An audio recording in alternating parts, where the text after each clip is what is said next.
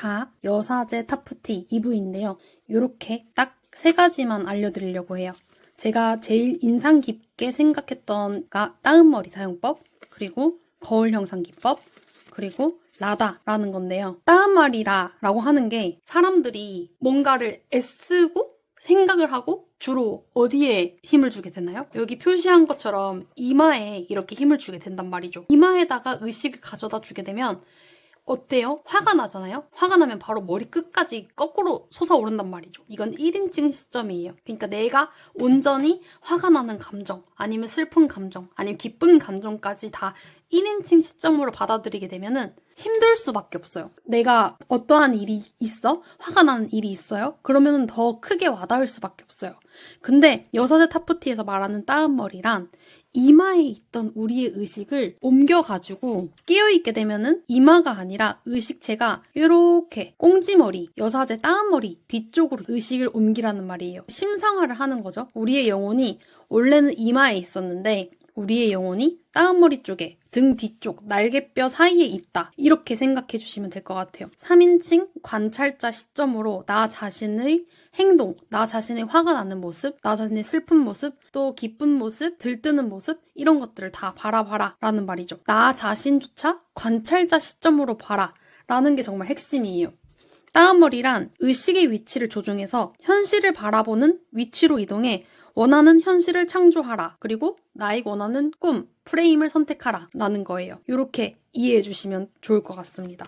내가 할 수 있는 모든 것을 애쓰고 그리고 나머지는 여기서부터 바라볼 수 있게 되는 거는 또 외부 의도로도 연결이 돼요. 이때부터는 내가 애쓰지 않는 상태로 흘러간다 라는 느낌으로 이해해 주시면 돼요. 나의 영혼이 거기 숨어 있다. 나 자신은 그냥 이거라고 생각해 주시면 돼요. 여기에서 나라는 생명체, 몸을 가진 나를 게임을 하는 플레이어다. 이렇게 생각해 주시면 될 것 같아요. 그러면 정말 화가 엄청나게 날 법한 상황에서도 화가 좀 덜 나고 괜찮아지는 방법이 있더라고요. 따은머리를 사용하기 위해선 딱 2가지가 필요해요. 무엇일까요? 첫 번째는 진지한 연기이고요. 2번째는 꾸준한 연기예요. 이거를 제가 어떤 식으로 해석을 하냐면 진지한 연기 그리고 꾸준한 연기. 제가 1부에서도 얘기를 했는데 기부의 목적이 내 회사가 좀 더 이름을 알리고 싶고 마케팅을 잘하고 싶고 그리고 내가 정치적으로 기부를 해야지 나한테 좀 떨어지는 뭔가 있는 거예요. 그렇게 해서 선의의 마음으로 기부를 하는 척을 하든 그것 또한 연기잖아요. 근데 그거를 꾸준하게 연기를 해요. 계속 기부를 하면서. 근데 그렇게 된다면 그 사람은 그런 현실에 있을 수밖에 없거든요. 그러니까 님은 계속해서 꾸준하게 기부를 하는 연기를 하고 그리고 진지하게 연기를 해왔다면 나의 이익 때문이든 아니면 정말 진짜 기부가 하고 싶어서든 관계없이 그 사람은 그런 사람이 되는 거란 말이에요. 다들 경험해 보신 적이 분명히 있을 거라고 생각을 해요. 저도 정말 신기한 건데 제가 강사 활동을 했던 시기에는 어딜 가면은 선생님처럼 행동을 했고요. 저 자신이. 그리고 강사 활동을 그만두고 난 다음에 어떤 회사에 막내로 들어갔던 경우에는 정말 막내처럼 행동하게 되더라고요. 그래서 이게 내가 만드는 건지 아니면 상황이 그렇게 만드는 건지 그거는 관계가 없는 것 같아요. 중요한 거는 내가 그 상황에서 그게 편하겠다고 판단을 했기 때문에 선생님인 척 하는 거고 그걸 또 진지하게 제법 연기를 했을 거고 왜냐면 여기에서 위치는 선생님이니까 그리고 꾸준하게 선생님 연기를 했을 거란 말이죠. 이게 정말 신기한 것 같아요. 왜냐면 사람의 말투부터 달라지게 되거든요. 중요한 것은 의식의 위치를 여기에다 두게 되면 현실을 내가 경험하는 게 아니라 바라보는 위치로 이동해서 내가 마치 여배우이자 감독으로 나의 현실을 만들 수 있다라고 하는 게 따은머리 사용법이에요. 그래서 필요한 건 딱 2가지다. 첫째, 진지한 연기. 2번째, 꾸준한 연기. 이거 2가지만 갖추면 여러분들이 원하는 모습, 그게 실제 여러분이 그런 사람인 게 중요한 게 아니라 그런 사람이든 아니든 이렇게 진지하고 꾸준하게 연기만 하면 그 사람이라서 그렇게 보이든 또는 그 사람이 아닌데 연기를 해서 그렇게 보이든 상관없이 여러분들은 그런 사람이 될 것이다. 원하는 현실 속 사람이 될 것이다. 라는 개념이에요. 너무 재밌었죠? 제가 이것도 놓치지 않고 싶어서 거울 형상 기법이에요. 거울에는 우리가 비치는 모습이 어떻게 돼 있어요? 거울 속 나. 지금 당장 거울을 들고 한번 스스로를 비춰보면 내가 가만히 있어요? 그러면 거울 속 나도 가만히 있거든요. 거울에서도 가만히 있으면 현실에서도 내가 가만히 있을 거예요. 그쵸? 그런 것처럼 거울 형상 기법도 나의 내부 속 모습이 외부 속 모습이 되어서 비친다. 그냥 있는 그대로 비치는 것이 바로 이 거울 속 프레임이다. 내부에서 비친 나의 내면이 바로 바깥에 외부로 나타내진다. 근데 잘 생각해보면 나의 내면, 거울 속 나는 절대 먼저 움직이지 않지. 그래서 나의 내부 마음, 그런 구조부터 바꿔야 된다. 외부가 먼저 바뀌든 내부가 먼저 바뀌든 일단 상호작용해가지고 움직이게 돼 있어요, 현실은. 그치만 거울 속 나는 절대 먼저 움직이지 않지. 그러니까 내 마음 속으로라도 움직이려고 노력을 해야 된다. 이런 말이에요. 제가 예전에 되게 좋아했던 명언이 하나 있었어요. 내가 움직이면 세상도 움직인다. 라는 그런 명언이 있었거든요. 여러분들도 이거 생각을 한번 해보셨으면 좋겠어요. 내가 가만히 있어요? 그러면 뭐 달라지는 게 정말 있으셨던가요? 저는 단 한 가지도 없었어요. 지금까지. 내가 움직이면 뭔가 돌아오는 건 있었는데 내가 주눅 들고 가만히 있고 아무것도 하지 않고 그냥 방 안에만 있을 땐 그 어떠한 일도 일어나지 않는다고요. 거울처럼. 거울 속 나는 절대 먼저 움직이지 않지. 그렇기 때문에 내가 일단 먼저 달라지고 내가 움직이면 다른 쪽 나를 비치는 거울 형상도 달라지는 거거든요. 똑같이 비춰지기 때문에. 내가 중국 사이트에 한번 들어가가지고 글을 올렸던 적이 있어요. 야후 번역기 같은 거 돌려가지고. 근데 희한하게 정말로 그 건이 대만의 주문건으로 이어졌단 말이죠. 고작 페이스북에서 제가 먼저 어떤 대만 사이트? 중국 사이트에 들어가가지고 제품에 대한 글을 올렸던 적이 있는데 근데 거기에서 정말 해외로부터 배송, 주문이 있었어요. 그래서 저는 그게 너무 지금까지도 신기하고 감동적인 것 같아요. 그때 제 마음속에 새겼던 명언이 내가 움직이면 세상이 움직인다. 이거를 제가 끊임없이 적었었거든요. 일기장에. 근데 그거를 왜 적었었냐? 지금 생각해보면 이 기분, 이 마인드를 제가 살다가 잊게 될까봐. 그래서 저 자신이 내가 움직이면 세상이 날 따라서 움직인다라는 걸 경험해본 사람이니까 잊지 말라고 적었던 것 같아요. 그래서 거울 형상 기법은 거울 속 나는 절대 먼저 움직이지 않지. 그러니까 나부터 움직여라. 내가 움직이면 세상이 따라 움직인다. 그게 거울 형상 기법입니다. 그러니까 목표하시는 무언가가 있다면 내가 움직이고 시도하셔야 돼요. 내가 예를 들면 강사가 하고 싶어? 가만히 앉아있다고 해서 강사가 되지는 않는 거거든요. 운이 좋다면 누군가가 초청해 주겠지만 그 운이 좋다는 것도 그 사람이 강의 일을 하던지 했던지 아니면 해온 결과물이 있다던지 아니면 그거를 적어도 블로그에 몇 자라도 글을 썼던지 그런 내역이 없으면은 그런 운은 들어오지 않거든요. 그렇기 때문에 내가 움직이면 의외로 세상은 빠르게 움직입니다. 그래서 이거를 꼭 기억해 주셨으면 좋겠어요. 그리고 또 이것도 굉장히 중요해요. 잘 보이시는지 모르겠는데 그림을 그려봤어요. 거울 속 나와 외부의 모습은 서로 비춰지는 거예요. 그렇기 때문에 내가 먼저 거울 속에다가 내가 먼저 주려고 하는 사람이 돼야 돼요. 내가 뺏으려고 하잖아요. 그럼 거울 속 모습은 어떻게 되나요? 내가 거울 속 모습이 내가 뺏으려고 해요. 줘 하고 땡기면 현실에서는 뺏기는 모습으로 다가오거든요. 그러니까 줘 내놔 이렇게 하면은 거울 속 내부 속에서는 달라 요구하고 내놔 줘 내 거야 이렇게 요구를 하면은 현실에서는 빼앗기는 모습으로 나타나요. 그러니까 우리가 주의해야 될 점은 줘 내놔 내 거야 이렇게 우리 내부 프레임 내면에서 자꾸 사람들 거를 빼앗으려고 하는 마음이 내가 막 있다면 현실에서는 오히려 내가 빼앗기는 모습으로 다가오게 됩니다. 이것도 제가 경험해 봤다면 이 얘기를 들어주시는 분들이 분명히 이것 또한 이 그림 또한 인생에서 이미 경험해 본 분들이 들어주실 거라고 믿어요. 내가 뺏으려고 하고 내가 부족하다고 느끼고 내가 위로받으려고 하고 내가 달라고 요구하고 내놓으라고 하면 오히려 빼앗기는 형상이 이 거울 속에 비춰지는 나는 빼앗기게 되잖아요. 왜냐하면 거울 속의 내면의 모습을 내가 가져가려고 하고 빼앗으려고 하니까. 그러니까 거울 형상 기법은 최대한 주려고 하세요. 먼저 주는 사람이 되세요. 단 먼저 줄 때도 사람을 잘 봐가면서 줘야 되는 것은 당연한 이야기라서 생략할게요. 그래서 그 다음 우리는 원하는 상태값을 거울에 비친다. 내가 원하는 상태값을 나의 내면에 비치는 거예요. 내가 예를 들면 풍족하게 살고 싶어요. 그러면은 나 지금 돈 없는데 조급해 이게 아니라 풍족하게 살고 돈이 한 달에 1,000만 원씩 그냥 거저 들어오는 돈이 있다면 이런 느낌일까? 라고 나의 내면 프레임에 비춰주는 거죠. 그러면 그게 현실에 비춰질 때까지 장면을 유지하는 게 중요해요. 내가 그 꿈, 목표, 프레임, 내가 원하는 비전 이런 게 정말 나 내면에서 진정성 있는 일, 그런 목표, 설레이는 꿈 이런 걸 찾으면 진정성이 있으면 현실에 비추어질 때까지 그 장면은 알아서 유지가 돼요. 살면서 자기가 원하는 일을 해보신 분들은 이 이야기에 정말 공감을 많이 하실 겁니다. 자, 거울 형상 기법에서 또 필요한 건 뭐였죠? 아까 이야기했던 것처럼 필요한 태도는 내가 바라는 습관을 남에게 주려고 하는 습관으로 바꿀 것. 이것이 정말 중요합니다.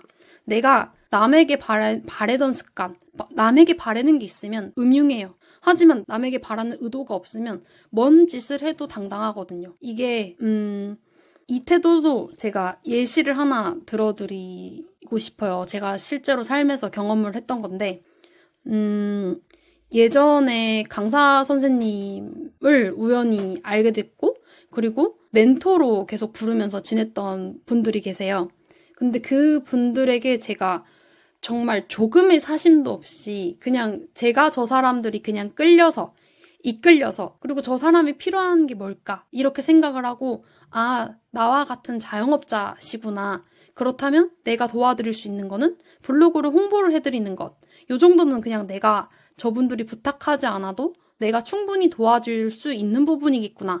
그분들을 위해서 블로그에 강의 후기 이런 식으로 써드렸던 게 있는데 그때의 그 경험으로 인해서 저는 최소 10배에서 100배 이상의 훨씬 더 큰 가치를 얻게 되었거든요. 근데 이때의 기억 때문에 저는 이 거울 형상 기법을 정말 진지하게 믿어요. 왜냐면 실제로 제가 바라는 거 없이 주려고 먼저 했을 땐 자, 여기 거울 속 나의 별 모습이 이 친구한테 뺏는 게 아니라 예를 들면 주잖아요. 주게 되면 반대로 현실에서는 받게 되죠. 그리고 오히려 훨씬 더 큰 물결, 선물, 그런 큰 파도를 받게 됩니다. 그래서 이게 몇 배로 돌아와요. 내가 바라던 습관을 주려고 해서 바꾸는 것. 그래서 저는 그냥 블로그에 그냥 글 한 자 써드렸던 게 그분들의 눈에 튀어서 그분들의 되게 값어치 높은 강의를 무료로 들을 수 있게 되었던 기회가 있었거든요. 그리고 실제로 그게 유일무이하다고 하더라고요. 저만이. 그게 정말 신기한 것 같아요. 근데 그 당시에는 일단 제가 무료로 듣고 싶은 의도도 전혀 없었고 그리고 뭔가를 얻어내려고 했다기보다 그냥 그분들이 이끌렸어요. 끌려서 그냥 친해지고 싶었던 것 같아요. 근데 그게 굉장히 저에게 유익한 엄청난 큰 좋은 훨씬 더 큰 선물로 다가오게 되었죠. 마지막 라다인데요. 제가 라다는 처음에 1부에서 밑줄을 치지 않고 넘어갔던 부분이에요. 정말 좋은 것만 추려서 전달을 드려야 되겠다. 꼭 라다를 넣고 싶었던 이유가 이거 두 가지는 우리의 생각값으로 통제가 가능한 부분이잖아요. 이것도 우리들이 생각에 대한 통제값인데 라다는 조금 달라요. 라다는 왜 다를까 고민을 조금 더 오래 해봤거든요. 근데 라다는 우리가 생각을 하려고 해도 통제가 안 되는 부분이 분명히 있단 말이에요. 이거는 우리의 생각값이라면 이거는 우리의 상태값이에요. 조금 다르죠? 얘는 의식적으로 통제를 할 수 있는 부분이고 최대한 노력을 할 수 있는 부분이고 라다는 물론 노력할 수 있지만 상태값이라는 건 우리의 생각값이 아니라 우리가 내면에 스스로 느끼는 그 상태값을 이야기를 해요. 그리고 라다의 기원을 알려드리면 라다라는 말은 슬라브 문화권에서 온 단어예요. 조화, 그리고 아름다움, 행복을 상징하는 여신이 라다라는 이름이더라고요. 그게 라다라면 이 책에서는 제가 다시 한번 라다에 대해서 읽어보고 조금 다르게 해석을 했어요.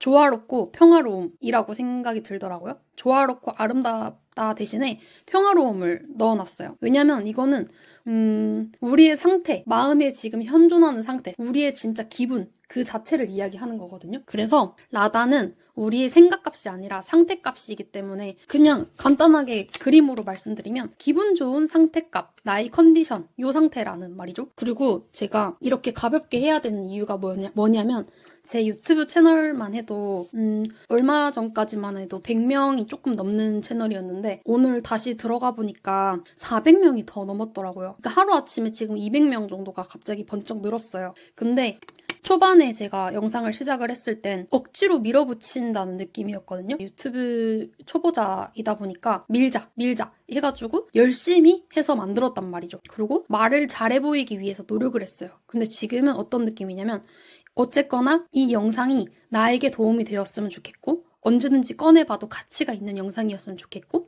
그리고 이게 듣는 분들에게도 분명히 좋은 의도로 전달될 거다. 온라인에서도 전달이 될 거다라는 믿음을 가지고 있어요. 제 진정성을 듬뿍 넣었기 때문에. 그래서 지금은 약간 어떤 느낌이냐면 내가 열심히 만드는 게 아니라 흐름에 올라탄 느낌이에요. 그게 즉 라다이다. 제가 예시를 하나 들어볼게요. 무명의 연예인, 개그맨들 있죠. 근데 TV 방송에 나와가지고 막 이제 뜰 수 있는 기회니까 억지로 막 웃기려고 노력을 하잖아요. 근데 그렇게 보면 시청자들 입장에선 어떻게 느끼냐? 뭔가 모르게 부자연스러워요. 그러니까 그거를 억지로 노력해서 그 평화로운 기본 상태값을 깨뜨리고 있는 거죠. 왜냐면 기회가 들어왔으니까. 근데 그것을 인지를 하고 그냥 편안하게 하면 된다라고 생각하게 되었어요. 그냥 나대로 편안하게 말한다 이런 느낌으로 유튜브 채널을 운영을 하고 있거든요. 그렇다 보니까 저에게 필요한 태도가 무엇일까 생각을 했더니 결과에 집착하는 태도를 최대한 버리려고 노력했어요. 제가 스님은 아니기 때문에 100% 버린 건 아니지만 어쨌거나 이게 유튜브 알고리즘에 집착을 하다 보면은 영상이 과해질 수도 있고 그리고 내가 원하지 않는 지금 뜨는 것들 두바이 쫀득 쿠키 막 봄동 비빔밥 같은 거 있잖아요. 근데 그런 거를 최대한 올리지 말자. 결과에 집착하지 말고 그런 거를 하면 물론 조회수야 많이 얻겠지만 그런 거보다 내가 진짜로 하고 싶은 거 나는 나에 대한 이야기를 하고 싶고 더 넘어가서 나와 공명하는 사람들을 만나고 싶다. 그리고 나랑 소통해줬으면 좋겠다. 이게 정말 제 깊은 진심이거든요. 그래서 내가 할 수 있는 건 과정에 몰입해서 내가 하고 싶은 분야를 100개까지만 올려보자. 이거는 충분히 내가 통제할 수 있는 통제값이잖아요. 그런 마음을 가지고 유튜브 채널을 운영을 하고 있습니다. 그리고 라다에 대해서 진짜 또 하고 싶은 말이 있는데 우리가 이런 얘기 하잖아요. 이 상태값이 왜 그렇게 중요한지 한 번 더 느끼게 된 게 뭐냐면 제가 과거에 굉장히 사랑을 많이 받고 산 사람이거든요. 그렇다 보니까 그때의 상태값이 제가 너무 좋았던 기억이 있어요. 그래서 그때 나를 사랑해 주셨던 분들의 그런 에너지 값을 가지고 제 내면이 굉장히 조화롭고 평화로웠단 말이죠. 그냥 기뻤어요. 그리고 어떻게 보면 약간 가벼운 상태, 믿는 구석이 있는 상태였단 말이죠. 제가. 그렇다 보니까 이게 삶이 순조롭게 흘러가는데 근데 내면의 평화? 그런 거를 깨지는 주변 인물들이 나타나잖아요? 그러면은 그냥 아기는 거르셔야 돼요. 막 얼마만큼의 인연이 있든 아니든 상관없이 버려야 된단 말이죠. 우리나라에도 가와만사성이라는 말이 있잖아요. 집안이 평화로우면 바깥에서도 모든 일이 잘 된다. 이런 얘기가 실제로 있단 말이죠. 그리고 그게 정말 너무너무 중요한 거라는 생각이 정말 깊은 곳에서부터 들어서 또 라다에 대해서 또 이야기하고 싶은 거 마지막 한 가지는 우리의 단점을 극복하라고 말씀을 드렸어요. 그러니까 극복을 하라는 게 그냥 받아들여라. 왜냐면 단점은 진짜 잘만 받아들이면 나의 특이값이 되고 나만이 보여줄 수 있는 그런 엄청난 특이값? 특이점? 그리고 매력으로 작용을 한단 말이죠. 단, 그 단점이 내가 괜찮아야 돼요. 자기의 상태값을 인정해주는 라다를 가진 상태. 그러니까 이게 참 자기 자신을 어떻게 생각하냐에 따라 다르다. 여자분들은 남자를 잘 만나야 하고 남성분들은 여성을 정말 잘 만나야 돼요. 왜냐면 그것도 다 라다와 연결이 돼 있다고 제가 생각을 깊게 했는데 나의 단점마저도 나의 장점이 너무 이제 마음에 들어서 나의 단점마저도 사랑해줄 수 있는 그런 남자를 만나세요. 그리고 그런 여성분을 만나세요. 내 단점조차 포옹해주고 내 단점을 봐도 안아줄 수 있는 그런 사람을 만나야지만 나의 상태값인 라다가 안정이 되는 거거든요.